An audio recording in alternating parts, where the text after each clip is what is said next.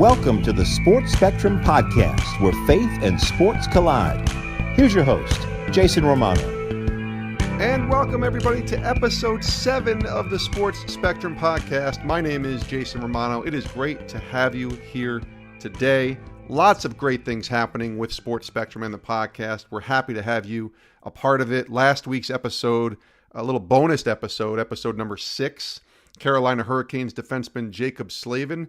Got a lot of good feedback from that, and Jacob was such a fun kid to talk to and get to know his story. Just 23 years old, just a couple years into his NHL career, but that man loves Jesus, man. He loves the Lord, and he's been married, a couple years now too, and I really enjoyed the conversation because a lot of times we talk to people who are more well-versed in Christianity or their faith or have been around a long time or have all this wisdom. And this kid is just 23 years old and getting started.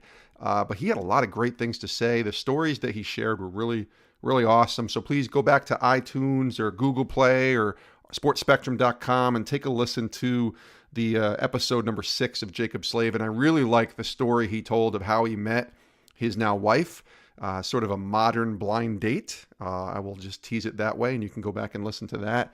Also, a great story at the end about sort of his welcome to the NHL moment when he was a rookie and being introduced to Alex Ovechkin.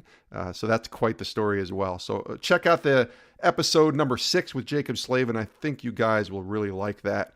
Also, we're doing something really cool for the first time on this podcast, and I'm excited about it. We're going to give away something to you for listening. It's very simple.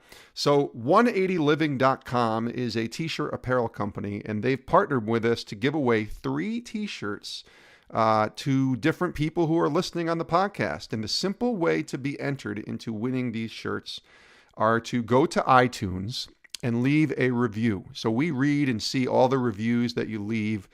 We are grateful for them, and these reviews actually help bring the podcast more awareness as well and allow us to be heard and seen by more people and more people to hear these inspirational stories. So leave a rating on iTunes, but when you do that, you're automatically entered into basically a drawing, which allows you to win one of 3 t-shirts from 180living.com. Now go to that website and check it out, and you guys can pick whatever shirt you want from that website. They have a ton of really cool designs and just kind of that modern look of a t-shirt, really comfortable t-shirt. I've gotten to wear a couple and they're awesome. So check out 180living.com, find the shirt you want, enter and leave a rating at iTunes for the Sports Spectrum podcast, and you could have a chance to win one of their t-shirts. You should buy their t-shirts anyways because they're really cool shirts to wear, and just I like the look of them. Certainly the messaging on them is awesome. So check out 180living.com for that.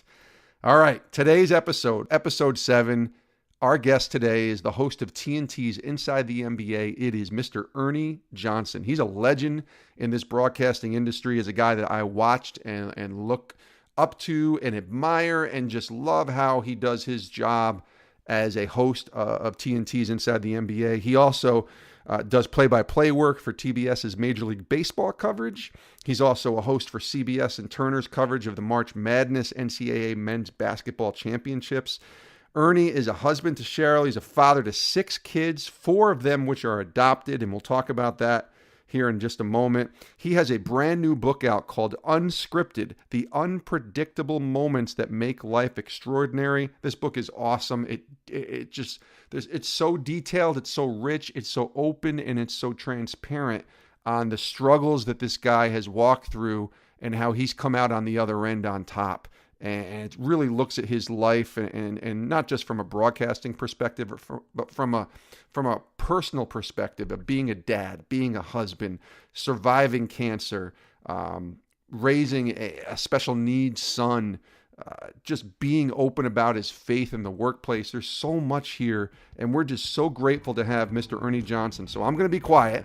I'm going to play the music. This music is going to get higher, and then all of a sudden, we're going to welcome in from TNT, Mr. Ernie Johnson.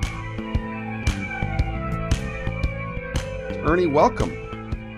Jason, thank you very much. It's great to be on with you. It's amazing to have you here. I'm just super excited about this. I've been following you for a long time, obviously a huge fan. working in the broadcasting business. I admire your work, obviously, with TNT, and it's really great to have you here.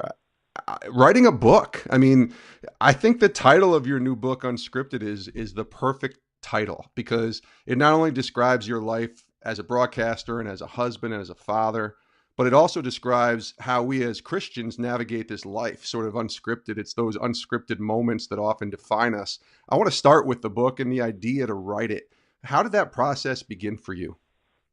It actually began a couple of years ago when ESPN's E60 unit came out and did a profile on our family. Jeremy Schaap was aware of some of the circumstances that were going on with our family. We have 6 kids, 4 adopted, and one of them, Michael, has muscular dystrophy and is on a ventilator and has been for the last 6 years almost. And I'd had a battle with cancer in the early 2000s, and my dad and I had this wonderful relationship, and Jeremy wanted to profile that, and my wife Cheryl and I had to really think about whether we wanted to allow that kind of access with cameras into the family. And then we decided if this is going to speak to would-be adoptive parents or folks who are dealing with special needs children or facing chemotherapy or any of that stuff, we said, well, let's do it. And we were just blown away by the piece that Jeremy put out there, and it was produced by Dan Lindbergh, and it was just wonderful. And Jason, the thing is, I still hear about that all the time from people who are seeing it for the first time or see it re-aired or have come across it online. And it has spoken to exactly those people that we hoped it would. And so, it was one of these things where my agent calls and says, we've got 5 literary agents who are wondering if you're going to write a book. And this is something I'd always thought about. And it was, it was one of these things where my friends had said, "Man, when are you gonna do this?" And I thought, well, somewhere down the road somewhere. And as it turns out, this was really the time to do it. And so we, my big thing was, look, I want to write it. I don't want to tell my story to somebody and have a ghostwriter handle the writing. I said, I love the language. I love to write, and I want to do every word. And so that's how it had its genesis. And, it was probably a year process from the idea and then going about getting it done, working kind of around my work schedule when I was able to write. Right. And then you mentioned the piece, obviously, having worked at ESPN, that piece was near and dear to my heart. And I know you mentioned Dan Lindbergh, another friend of mine, Ben Hauser, worked on those. Just an amazing piece. And I can understand, I guess the uniqueness of it, because ESPN very rarely profiles people from other networks. No, absolutely, if you will. right. So yeah. I'm just curious about how it came about and maybe where your reaction was when ESPN came calling. Yeah, I mean, I was surprised because our PR director, Nate Smeltz, came to me and said, "Hey, here's what, I've been talking to Jeremy Schaap, and here's what he wants to do." And I was like, "Really? I mean, ESPN wants to do a story on a TNT guy." and then it was just the thought process I talked about with Cheryl in deciding that, let's do this. That's awesome. What was the toughest part of the book writing process for you? I'm in the process of writing a book myself, and it really truly is the word process. You said it was about a year, but what's been the toughest part what was the toughest part of the book writing process for you? Well, it was, being a rookie at this, I had no idea exactly what the process entailed. I think one of the earliest things was just when the publisher Baker Books said, "Okay, we need an outline of it," and that's when you're kind of saying, what direction do I want it to take? Because this is the critical first step, and so you kind of outline it chapter by chapter, and I gave Baker like a paragraph description of what I would do in each chapter and how the story would flow. Right. And then just waited for them to hopefully say, "Yeah, that looks good," or "No, that has no chance," and so start over. But actually, what I had laid out to them was was pretty close to what we settled on. I moved a couple of things around here and there, and so once you had the plan in place, then it was just a matter of writing, and a matter of really delving into a lot of things I hadn't thought much about in a long time. And I think that's, and then you get into, should I include this? Should I include that? And my wife was a great sounding board on that, because, I would show her a finished chapter, and she would say, I think you need to go a little deeper on that. And I'd say, thank you. I appreciate the input. And so, it was a process of getting feedback from her and from the publisher. And then it's kind of a give and take. Here are a couple of chapters I've written. Tell me what you think. And then they would send it back and say, what were you really thinking at this point? Go there, and that kind of thing. So it was really a wonderful process, and just, loving to write. It was great, because there were a lot of late nights where I'd start writing maybe at 10:30 when everybody was in bed, and I'd look at my watch and it was 4:45. And so wow. It was really I just loved the process. The book is called Unscripted: The Unpredictable Moments That Make Life Extraordinary. Our guest on the Sports Spectrum podcast is Ernie Johnson, host of the TNT's Inside the NBA. And I want to ask you about Inside the NBA. Obviously, wherever you go, I'm sure people are asking you, what is Charles like? What is Kenny like? What is Shaq like? And I'm not going to ask you that, actually. What I want to ask you is just, what is a typical workday like for you? And I know we're taping this in late April, so the playoffs in the NBA are ongoing, and I'm sure maybe it's a little different than the regular season, but describe a typical workday for you, Ernie. When I'm working in the NBA studio, Jason, it's like in the regular season, I try to be into the studio, 7 hours before we go on the air. There's just a system I have of preparation, and I kind of have the day laid out by when I'm going to update my stats, when I'm going to read the articles from newspapers around the league, and when I'm going to work on the format the producers come up with, and so I kind of have the day all laid out that way, and I really feel that it's that's you reach a comfort level in your preparation where that's the way you want to do it, and when playoff time comes and we're on the air basically every night, we're walking out of the studio at 2:00, 2:15 in the morning, and then I'm usually in by noon the next day, and then going through kind of the same regimen of preparation, and then you're more dialed into specific series at that point and the games you have on that night, and so that's kind of the way it works. I'm a preparation freak, man. I just that to me is what my job is all about. Doing the show is the easy part. It's all the homework going into it. That's where the work comes in. That's what the people don't see. I, as a producer for many, many years in the broadcasting business, not just at ESPN, but in local radio, I once worked with a local host who told me, you want to pretend like you have a 5-pound bag of flour and you want to put 15 pounds of flour in it. And if you only use 1 pound, that's okay. But you always want to be overprepared than underprepared. Oh, for sure. And then, and there's a certain satisfaction that comes in, Jason, too, when, you look at a stat can tell you one thing, and then if you want to go in a little deeper on that, or into a certain player, and then when you get to use that nugget on the air that night, that makes all of it worthwhile, because going in, you've got so much more than you're ever going to use on a given night.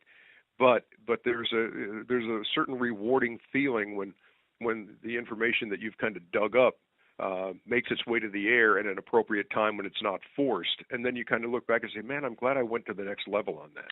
Absolutely. It makes it all worthwhile. We're talking to Ernie Johnson here on the Sports Spectrum podcast. And Ernie, I want to go back to that moment. And you write about this in the book, when you became a believer in Christ. Now, your journey is much different, I think, from many, because it wasn't until you were 40 years old that your walk with the Lord really truly began. Let's go back and tell that story that culminates really on December 10th of 1997. Yeah, I mean, I grew up, and I think a lot of my friends have similar stories, just in terms of you grow up going to Catholic school and going to church, and you're you're an altar boy and that kind of thing, and yep. And then when you go away to college and you have some certain degree of freedom. For me, it was like, Sunday mornings for sleeping off Saturday night. To be perfectly honest with you, you're in Athens, Georgia, and you're hanging out with your friends, and you're sleeping in on Sunday. And so I really kind of got away from it, and then the more I drifted, I was also enjoying, a degree of success early in my career where, you graduate and you get a job, and then you get another job at a bigger market, and then I get married, and I'm, and I'm kind of like, and again, being, totally honest with you, my thought process was, God had nothing to do with this. Right. I haven't paid any attention to him, and I'm doing well, and so, let's keep on going. And as that continued, and we adopted our first two children. We had two children, then we adopted two, and in 1997, we are, my wife and I kind of looked at each other and said, we should be giving the kids, I think, some kind of a, some spiritual grounding. We haven't paid much attention to it, Cheryl and myself, but we should do this for the kids.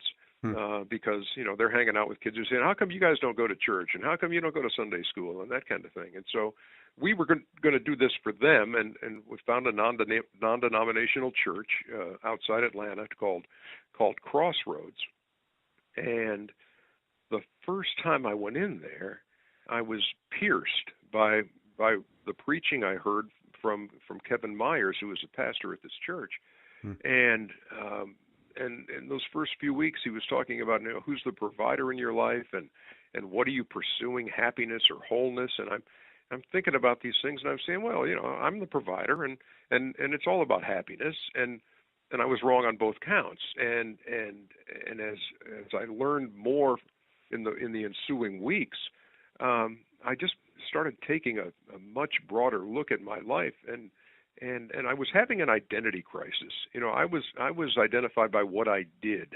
Right. That was who I was at that time. I was a sportscaster. I might want to tell folks, I'm a husband and father first, and I'm a sportscaster later. But my life wasn't reflecting that. I was totally driven by my job, and I was like, is this all there is? Is my plan all there is?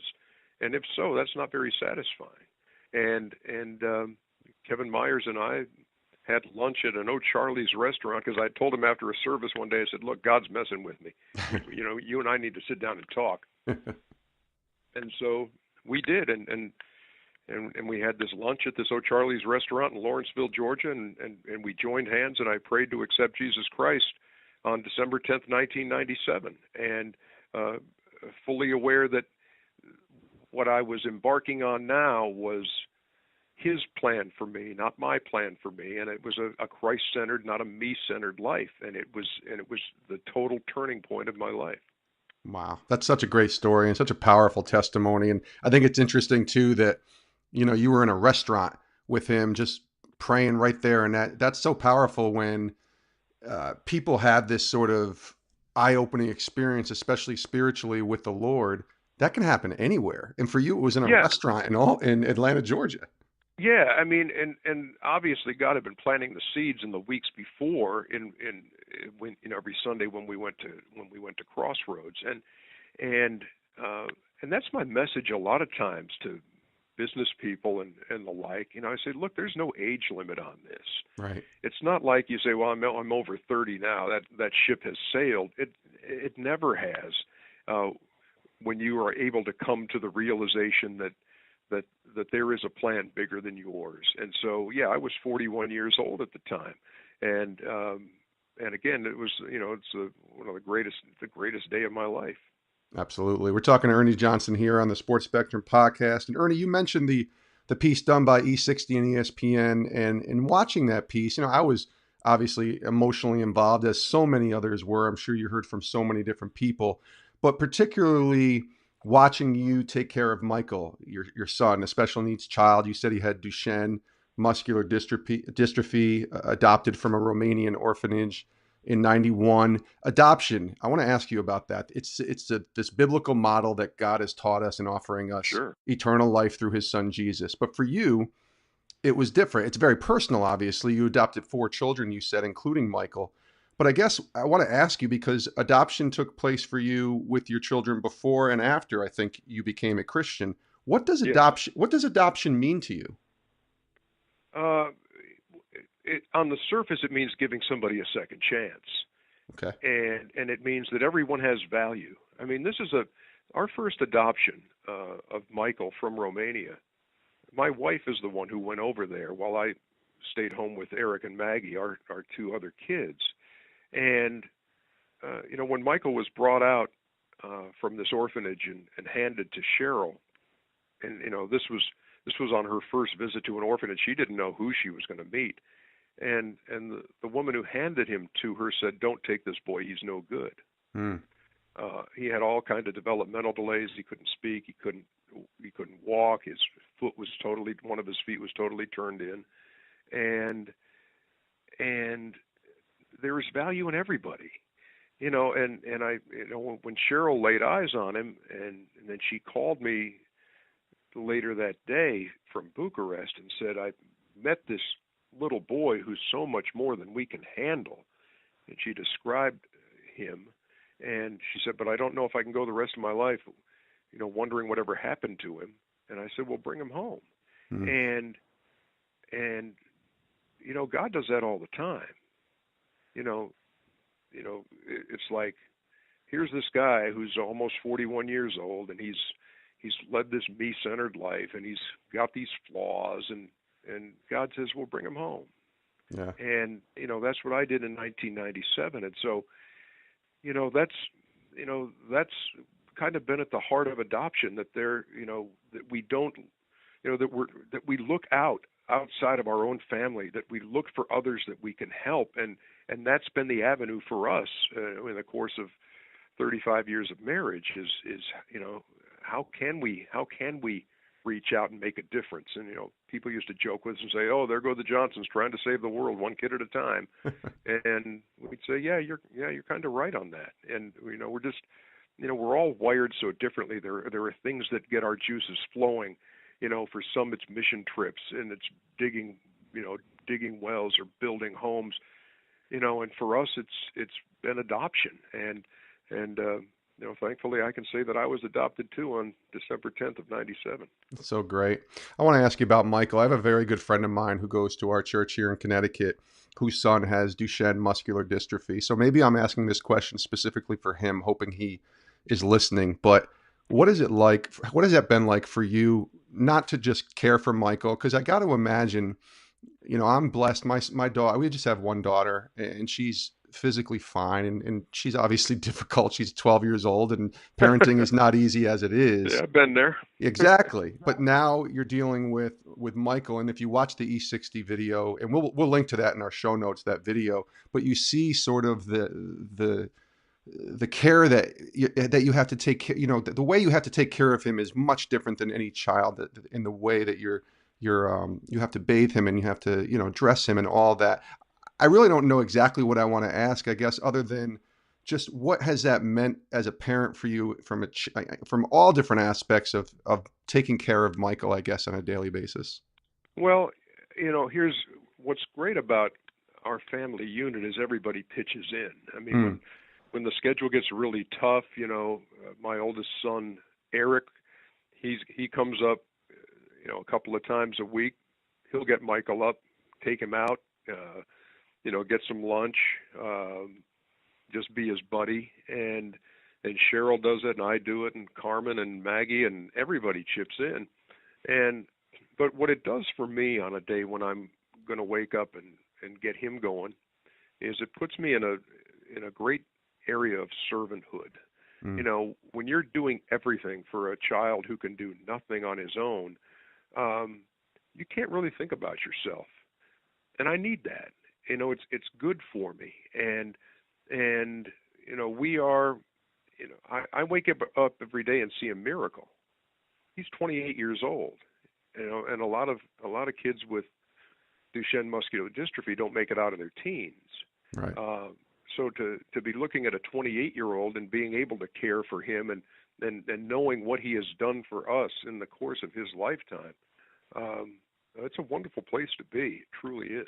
I remember, switching topics a little bit, I remember reading in Tony Dungy's in his book when he was talking about how he knew that his moment after winning the Super Bowl was the biggest platform he could ever have to point people back to Jesus and share his faith. And he wanted to make sure that he seized that moment.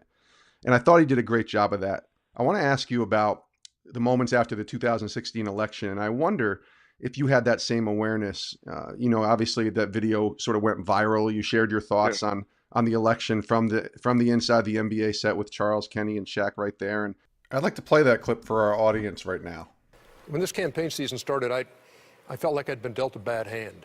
I had these couple of choices. And there were trust issues with Hillary Clinton I couldn't get past.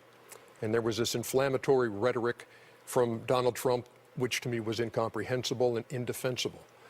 I couldn't vote for either one. For the first time in going to the polls for 42 years, I hit the write-in button. And I voted for John Kasich. And I left knowing that John Kasich wasn't going to win. But I left with a clear conscience because I hadn't settled. Number two, I'm hopeful. I watched the video today at CNN on what was going on at the White House with Donald Trump, President Obama.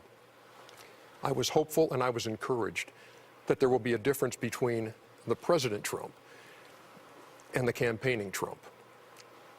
And I'm with these guys. We have to give them a chance. But here's the deal. I just hope that he's all in fixing the wounds in this country and the divides that separate this country.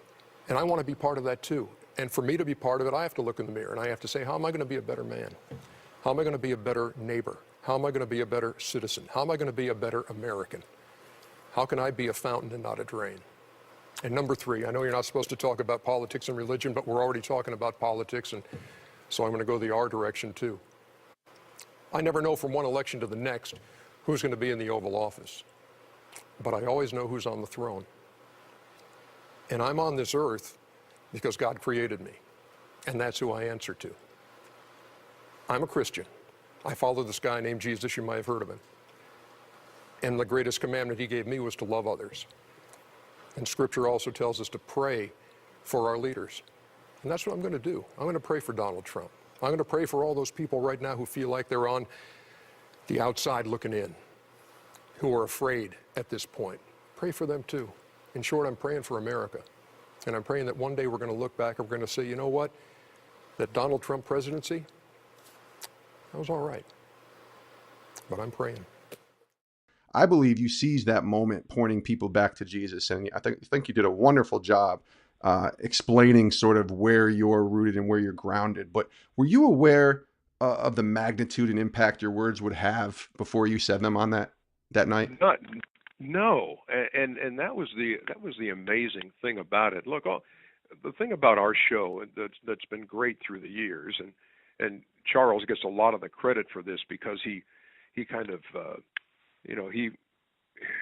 he absolutely transformed the way studio shows are done. Is people have expected us through the years to weigh in on things other than the basketball game they're about to watch. And so I think there's sometimes an expectation that if there's a big story that the world is talking about, that we're probably going to weigh in on that too. And so when it came to the election, it was and I'll be honest, I was in my office that day. And I was, kind of wrestling with what direction I'm going to go on this. And, am I going to take the safe way and say, wow, that sure was a surprise. I hope it works. And, what a stunner. Or am I really going to be transparent on this and tell folks how I process the election? And that's the direction I went. And I didn't really script anything. I just kind of had a few bullet points and knew kind of where I wanted to go. But my take on that was that I viewed that just like I view everything in my life through the lens of my faith. I make the analogy of slices of a pie. It's not like I have this one slice that's sportscaster and one slice that's husband, and here's my faith slice that I open up on Sundays when I'm at church. The faith is the crust of the whole thing, and it's part of everything that I do. And so, I was totally comfortable in just being brutally honest. That look, I don't know from one election to the next who's going to be in the Oval Office, but I always know who's on the throne. And I wasn't going to beat people over the head with my Christian faith, but I said, look, I'm a Christian. I follow this guy named Jesus. You may have heard of him. And so I'm instructed to pray for our leaders. That's what I'm going to do in this case too, even though this is not a guy that I voted for. Didn't vote for either of them. Didn't like the choices. So I was just as honest as I could possibly be, and then my Twitter just blew up. I mean, it was incredible that night when I got back to my office. It never stopped. And then, a couple of days later, my wife and I are at the breakfast table on Saturday morning, and she's got her Facebook page open to, look at pictures of the grandkids and that kind of thing. And she says, boy, what you said about the election's got 15 million views on Facebook. And it was like, wow, well, I guess folks were listening. But look, I knew this. Anytime you mention Hillary Clinton, Donald Trump, and Jesus Christ in the same 2 minutes, people are going to talk.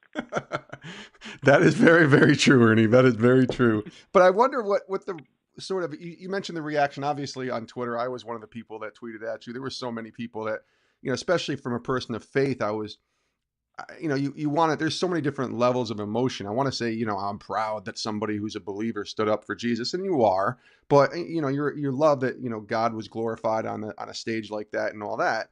But I love the way you did it. You didn't beat anybody over the head. You're not telling people what they need to believe. You're just telling them what you live by. Exactly. And I had, obviously there are people who criticize me for it, and hey, stick to sports. We don't want to hear about your politics. Or right. I had a pretty high profile, political guy say, how naive can you be? Prayer doesn't work. Right. And I was asked to respond to that in another interview, and I said, look, you can just tell them too. Yeah, there was a time in my life I didn't think prayer worked either. But the light went on for me when I was 41. And so, no, it was just my attempt to be as honest as I possibly could. And I know that it did resonate with a lot of Christians, because it was like, man, we get ostracized for mentioning Jesus, and you're not supposed to say that, and you're not supposed to do that, and thanks for having the stones to do it. And then others were like, hey, do you still have a job? And it was like, it was me being as brutally honest as I could. And to a point that you made a short time ago, I walked to the car that night, and all I could think of was, after 28 years at Turner, I said, for such a time as this. And that was, that was the deal. That, I've been working here for a long time, and I think I built up some equity. I wasn't who was this guy coming on? People, regular viewers know who I am from my work for 28 years, and it was, folks, we know each other, and here's how I took that, and it was a special night. Couple more minutes left with Ernie Johnson. I just want to ask you off the air the reaction from Kenny, Charles, Shaq, even the producers after that night and what was said, because obviously they said what they had to say as well. But yours and what you said was the one that kind of went viral. I'm just curious if there were any conversations with Kenny, Charles, and Shaq afterwards, or if that opened up maybe dialogue to have conversations that maybe you didn't have before because of that, of what you said. Charles was in Miami at the time, so we had him on the satellite on that show. Right. Kenny gave me a high five on the air, and a lot of the folks behind the scenes came up to me afterwards and said, "Hey, I appreciate that. Hey, that was and that meant the world to me." But even if they didn't. The only way I could be me was to go there. Right. I wasn't going to take the safe route. And so, no, it was, and what's cool still is, I'll be in an airport somewhere and somebody will just walk up to me and say, saw what you said on the elections. Thanks. And so, I still get that on a regular basis, nearly 100 days or so after it all happened. That's great. I want to ask you personally, as a believer who worked at ESPN for 17 years, I've been asked this question many times. I've even spoken about it at churches and places like that, about how I lived out my faith in the workplace. So I just want to pose that question to you. How do you live out your faith in the workplace? Well, I think it's all on how you handle situations, and I don't make a conscious effort to say, okay, how am I going to live out my faith today? It's just I'm going to live. How am I going to react to certain situations? And it's not like I walk in to a production meeting and say, hey, open up your Bibles to Romans 8. We're going to dive in. I don't think you can force it, but I think you have to be aware of circumstances in your daily life where you allow that light of Christ to shine. And so, I think at times you have to be intentional about it when the situation arises. And whether that's comforting somebody who's going through a tough time, being available, not being so tied up in what you have to do that you lose sight of those folks out there who just really need you to recognize them and talk to them for 5 minutes. Yeah. I think it's, there's no real easy answer to that question, but I'm just trying to model what it means to be a follower of Christ. And if folks can see that, then I've done my job. Between being a husband, a dad, tending to your family, all that entails, plus putting into your job, like you said, I know I struggle with this too, but for you, Ernie Johnson, how do you stay rooted in your faith on a consistent basis? Oh, just knowing that's been the life-changing moment for me, and always just with the idea that, look, the Son of Man came to serve and not be served. Mm. And that's what I try to always remember. It's not what are you going to do for me today, but what can I do for you? Yeah. And so that's really how I try to stay grounded in it, in what is a world that sometimes seems like it's spinning off its axis, and it sometimes gets the busyness of life can try to distract you from that. But I go back to what Dallas Willard said, and John Ortberg quoted him in his book Soul Keeping, that Dallas Willard said, hurry is the greatest obstacle to the spiritual life, and we must ruthlessly eliminate hurry from our lives. And so I try to do that too, is don't be in such a hurry that you miss the folks who could use a word from you, or that's the whole thing. I'm just trying to slow down and be aware, and not just be focused on what I have to do next. My last question for you, Ernie, and I ask this to pretty much every guest that comes on the show, but what is God teaching you right now? What are you learning from the Lord right now? Oh, I think I'm always learning patience. I'm always learning humility. We live in we work in a profession, Jason, that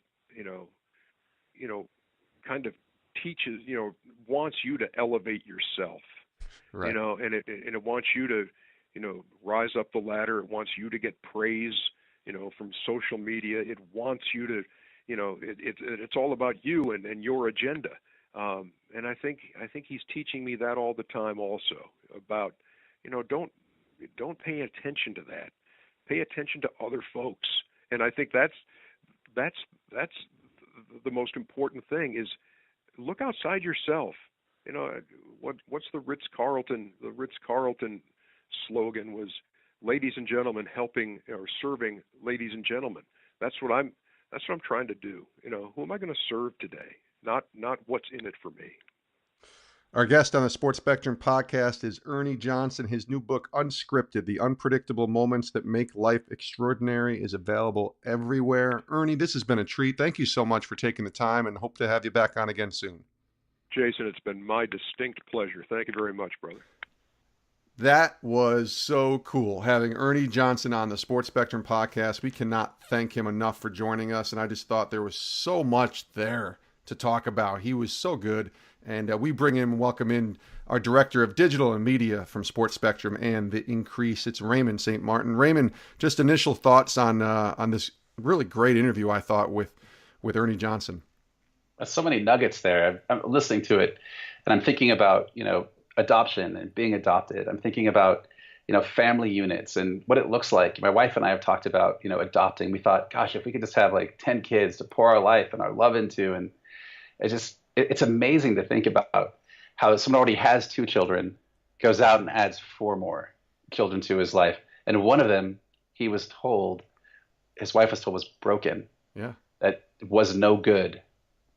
And then deciding to bring that into your life, into the most intimate life that you have, which is your family life, like your closest life, and to spend a life serving that child, and for that child to be a reminder throughout your life of what it is like to serve, and that I do not come first, and to learn how to serve through that relationship with that child. I was just, man, there's so much there, Jason, so much. Well, you mentioned the verse offline when we were talking about the Son of Man, and Jesus talks about how the Son of Man did not come to be served, but to serve and be a ransom for many. The idea that that's the model that we're supposed to exude of Jesus is to serve others and to not just be taking, but to be giving, to be giving, to be giving.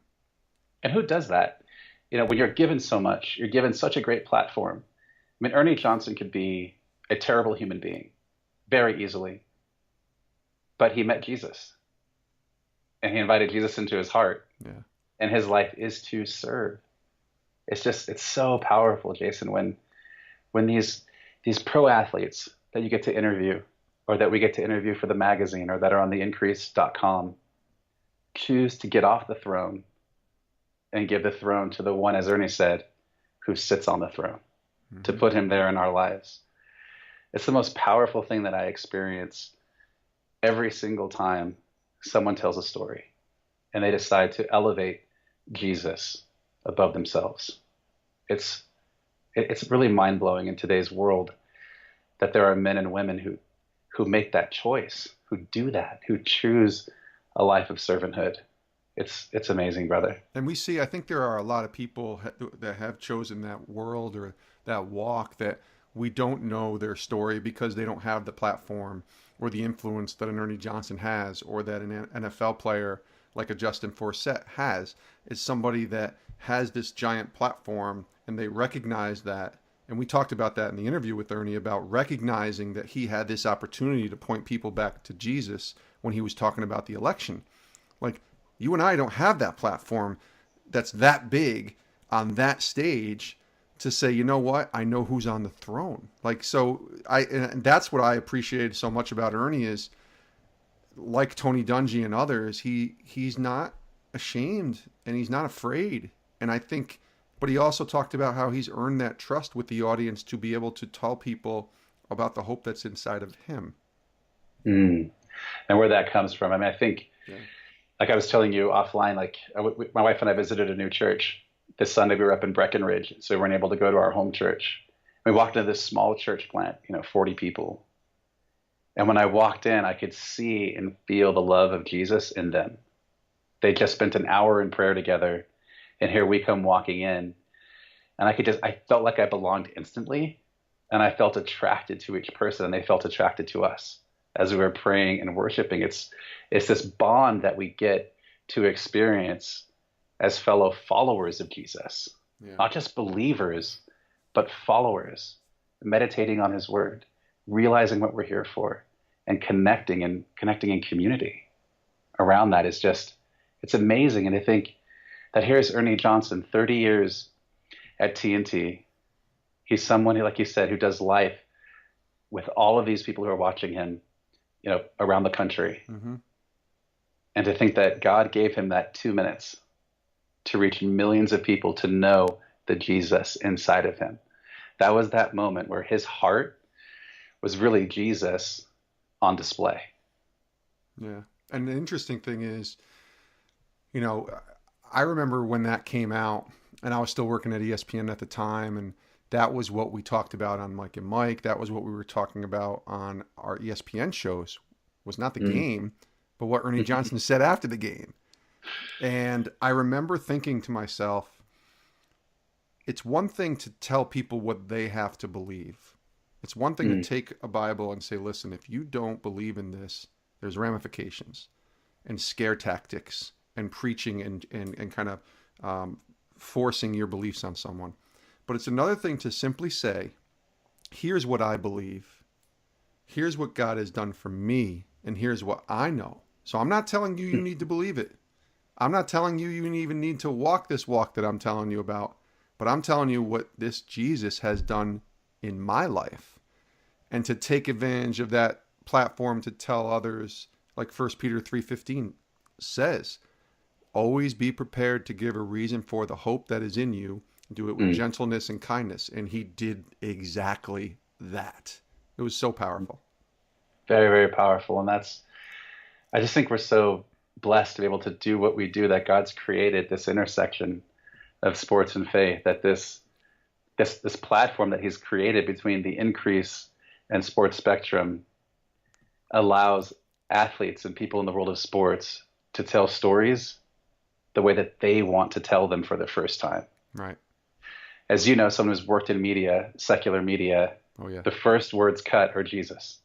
Yep. That's the first thing that's going to be taken out of the interview.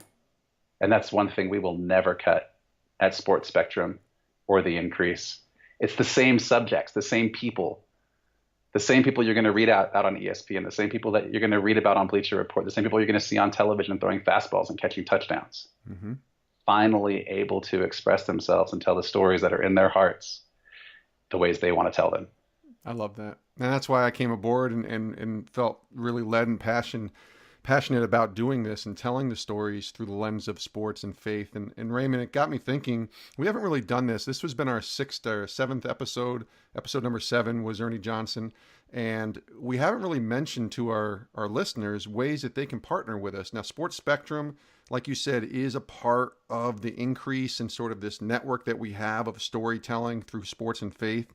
And it's 100% donation based. So I just want to tee you up here and have you tell people how they can partner with us, because they really can. If they like what they've heard with this podcast, there's more than just this podcast that can really help them make an investment into what this really cool ministry is all about.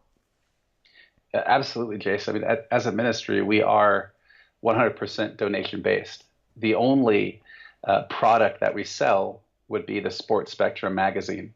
And the way I like to look at that is, if you want to donate $36 to our ministry, which helps us continue to produce the Increase, theincrease.com, sportspectrum.com, and this podcast, let us send you 4 magazines for your $36 donation. Yeah, let us give you something for it.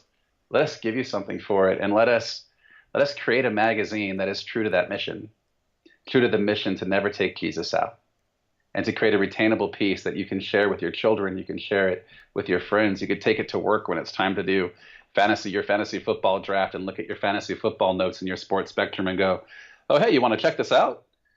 Yeah. Your friend starts reading and goes, oh, I had no idea Brandon Marshall was such a close follower of Jesus. I had no idea Drew Brees was a Christian. Yep. That must be kind of cool to be a Christian. Hey, maybe I should go back to church, honey. Like, let us give you ministry tools. Let us make Sports Spectrum part of your ministry. And what you can do, let us minister to you and let you minister to others through the tools that we're providing and the stories that our athletes and people in sports world are telling. Yeah, and it's easy. They can just go to sportspectrum.com and they can subscribe there. You can reach out to Raymond or myself. You know, my email is jason at romano22@gmail.com. There's so many ways to just get in touch with us. Tweet at us, Facebook us. We'll point you in the right direction. And I'll leave it with one last thing, Raymond. You mentioned use it as a ministry tool. Last week or a couple weeks ago, I lead our men's ministry at the church I attend here in Connecticut. And we showed one of the videos that the Increase, which is part of Sports Spectrum's team here, made. And I saw a powerful, impacted group of men, about 40 or 50 men, watching this and really blessed by it. And so that's another way. Like, I could see Sports Spectrum being such a great ministry tool for men's ministries, for men's groups, for teens. You know, what a great, cool thing to give teen boys, like a teen youth group, And even the girls too. It's not just a boys thing or a men's ministry. There's lots of stories of amazing women in sports that are doing great things for God. I just think just wanted to give that example because I really feel like I'm starting to see firsthand how the things that these, for lack of a better word, the things that these websites and these media platforms are telling the stories, you're seeing that out into the church and how it's impacting the people in the church. So really and the blessed by feedback that. we get, we get to see the feedback. We got an email just 2 days ago from a man who watched a Chris Carpenter video, tears in his eyes, and realized that he's been dealing with the same struggles of alcoholism that Chris was dealing with. And he'd been away from the church, and he saw that, and he's going back to church now. Yeah. He's re-engaging with the word because stories change lives. When you can relate to somebody that you look up to and you see them making a decision for Christ, you see them making a decision in their life to change, you think, I can too. Yeah. I can also change. It's a simple word, if he man. can do that, Yeah. or she can do that, I can do it too. It's a simple word. It provides hope, So let's just keep resourcing people, Jason. You're doing an awesome job with the podcast. I think the stories that have been told up until now have just been amazing. I'm sitting down with my daughters and listening to the Mo Isom podcast tonight and just sharing it with them because there are so many lessons to be learned as we do life together as an oikos, as this digital system of people that have been put together to do life together. Let's take that and let's ingest it into our intimate lives so that we can share it then with the world. That's awesome. Raymond, thank you so much. Next week on the Sports Spectrum podcast, it'll be episode number 8, and our guest is Pastor Jerry Birch from Ohio. And the reason we're going to have him on is because he is the team chaplain of the Cleveland Cavaliers. So we're going to talk to the chaplain of the Cavs, Pastor Jerry Birch, and kind of get into the mindset of what it is a team chaplain does, and certainly being around LeBron James, what that's like. And I'm going to ask him, does LeBron attend chapel? I'm really curious just to know if the king himself, LeBron James, attends chapel on a regular basis with the Cavs. So that's next time. Also, don't forget, we're giving away t-shirts from 180living.com. So go and leave a review on iTunes. Let us know what you think of the podcast. If you leave a review, you are automatically entered into a drawing to win a t-shirt of your choice from 180living.com. We are giving away 3 t-shirts, so we're excited to partner with them. So go leave a review on iTunes for this podcast, and we will give away a t-shirt to you, hopefully. 180living.com is the website again. Thank you so much for being a part of the Sports Spectrum podcast. My name is Jason Romano, and we will see you next time.